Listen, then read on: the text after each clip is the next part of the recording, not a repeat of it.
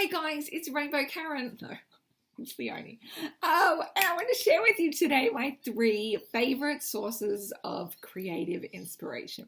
So number 1 is I read a lot of books. I read up to 400 books a year, and the more I read, the faster I read and the more inspired I get. So if you are not reading books at the moment, start fucking reading them. Whether that's just an audiobook or even starting to challenge yourself to finish 1 book a month, that is massive. And I also enjoy when I'm reading books simultaneously, like 5 books, because they start kind of interweaving together and I start seeing patterns in them, and it's kind of this whole magical process. I will say as well, 1.5 is that graphic novels for me are crazy creatively inspiring for me. And so I would recommend starting with something like Can't We Talk About Something Pleasant by Roz Chase, which is a graphic memoir. It's basically a cartoon, but it talks about her life and her aging parents, and it is phenomenal. Highly recommend.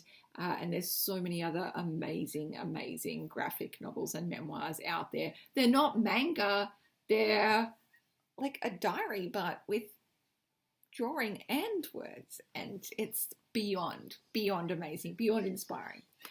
Secondly, my art journal. I've been keeping the same kind of art journal for the last 20 years, and it's a place where it's a room of one's own. It's a place where I get to draw and write down quotes and go through e-courses and do collages and try out different creative techniques, all that kind of stuff. It's my place where I get to connect with me and my beautiful soul. It's something that I do every single weekend, pretty much without fail. And it's one of the greatest joys of my life.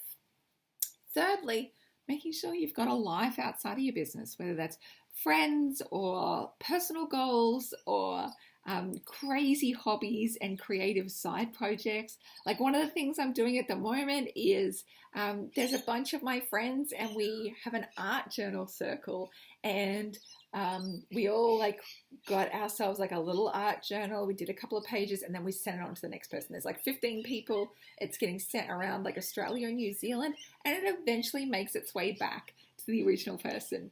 And it's been such a beautiful creative connection exercise to see how other people use art journals and have something really beautiful at the end of it.